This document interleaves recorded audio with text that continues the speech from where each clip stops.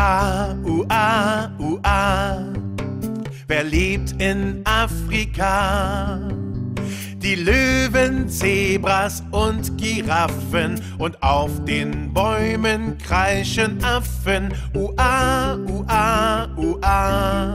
Die gibt's in Afrika.